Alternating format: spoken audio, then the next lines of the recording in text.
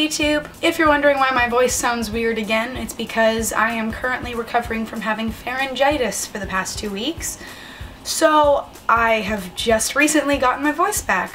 So sorry for sounding kind of weird. I'm going to be uploading some videos throughout the next few weeks that I filmed months ago, so I'll be sounding more normal in those. But today, welcome to a new Book of the Month video where we are finally talking about Turtles All the Way Down by John Green. If you're new here, hello, my name is Tori Cyclic. I make new videos every Sunday for Cyclic Sunday with other videos throughout the week. If you like what you see, like this video down below and subscribe down there as well.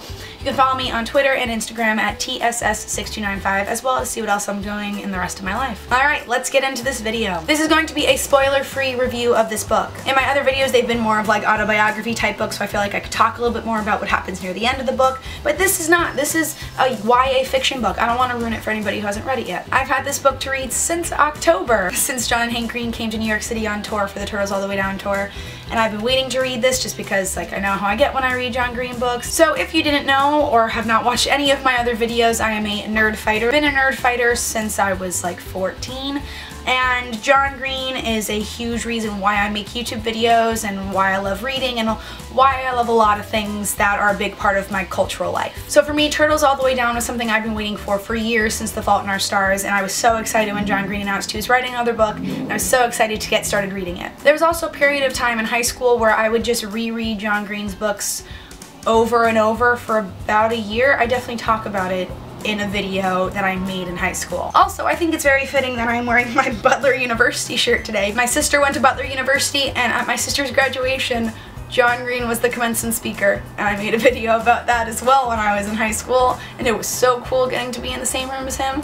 So there's a lot of things in my life that John Green is important to. The thing that I found really interesting about Turtles All the Way Down was that I had a lot of trouble getting sucked into the book like I usually do with John Green's books. Not that I didn't really love the story, I just had a hard time sitting down with the characters and really connecting with them at first. Will Grayson is one of my favorite John Green books, and I could read that book every single day, and I relate a lot to all the characters, and I want to play Jane in the movie version of it if it ever becomes a movie. So that's how much I thought I would get sucked into this book, and I was surprised when I didn't. As I kept reading the book, I definitely connected with Asa and Daisy and Davis and all of the characters that are in the book, but I still loved all the characters, loved reading all of their stories, and really enjoyed it. If you don't know what Turtles All the Way Down is about, 16-year-old Asa never intended to pursue the mystery of fugitive billionaire Russell Pickett, but there's a $100,000 reward at stake, and her best and most fearless friend Daisy is eager to investigate. So together they navigate the short distance and broad divides that separate them from Russell Pickett's son, Davis. Asa is trying. She is trying to be a good daughter, a good friend, a good student, and maybe even a good detective, while also living within the ever-tightening spiral of her own thoughts. In his long-awaited return, John Green, the acclaimed award-winning author of Looking for Alaska and The Fault in Our Stars, shares Asa's story with shattering, unflinching clarity in this brilliant novel of love, resilience, and the power of lifelong friendship. A big thing that's present throughout this book is Asa's thought spirals through her anxiety. It was really interesting to read these sections of the book because my mind kind of gets like that sometimes as well when I get anxious or worried about a lot of things that are going on in my life. I kind of jump to all these different extreme thoughts, and I feel like everything's kind of getting stuck in this weird twisty thing that I don't like, and then I have to take control of the situation, kind of like how Asa does. But when I was reading these thought spirals throughout the book, I thought it was really interesting that I read these sections of the book faster than I read other sections. To me, I felt like I was kind of getting stuck in that thought spiral with Asa and feeling like I had to go faster and faster through it to get to the end point of it and figure out where the end of that thought spiral would be. I don't know if that's how John Green wanted those sections of the book to be read, but for me it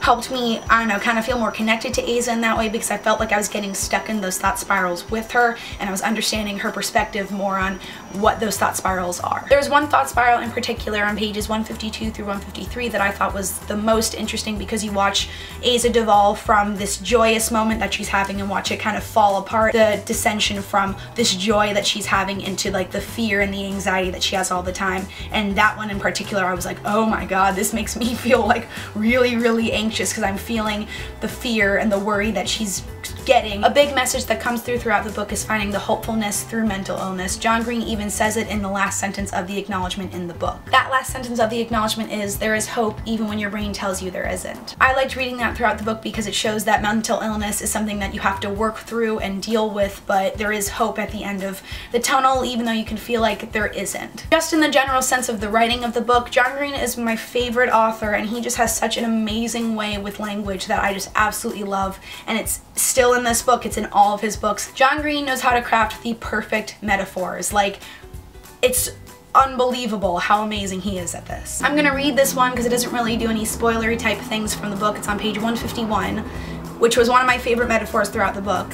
It says, "It was so much easier to talk to him in the dark, looking at the same sky instead of at each other. It felt like we didn't have bodies, like we were just voices talking."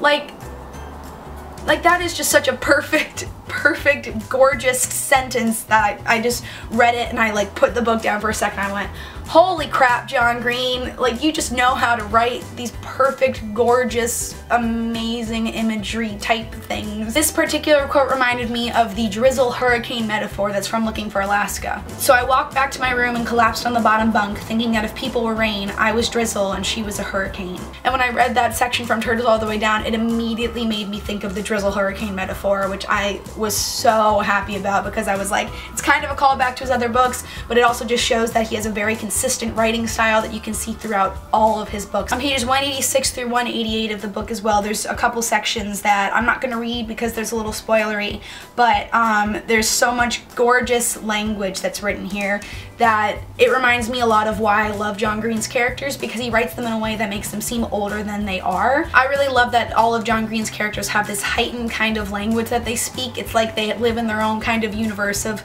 John Green speak, and they have all these amazing metaphors that they use and all this different language that they use that gets their point across, but in a very pretty and amazing way. I know there's gonna be people who say that I'm a terrible person for doing this, but I love writing in books when I'm reading them, because when I go back and read them for a second or third or 10th time, I like to see the sections of the book that I liked reading.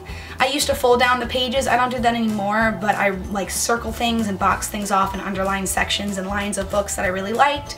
And for me, it's just a nice way each time I read the book to remember what I liked about it. Of course, I did it with Turtles All the Way Down. I am definitely reading Turtles All the Way Down again because it's John Green. I love John Green books, but also because I want to know more about Asa. I want to read more about her and understand her story and her worries and thought spirals a bit more. So I definitely recommend this book to anybody, just to anybody. I think it's a great book. It's also John Green, so like, you'll probably love it. If you've read Turtles All the Way Down, let me know what you think of it in the comments below, as well as leave me some more book recommendations. I'd love to hear what everybody else is reading, as well as find some new books to read. Thank you guys so much for watching. You can watch my latest video over there and subscribe over there as well. Find something also especially picked out for you over there as well. Follow me on Twitter and Instagram in the description below. Like this video and subscribe as well for more content. DFTBA, and I will see you guys next time. Bye!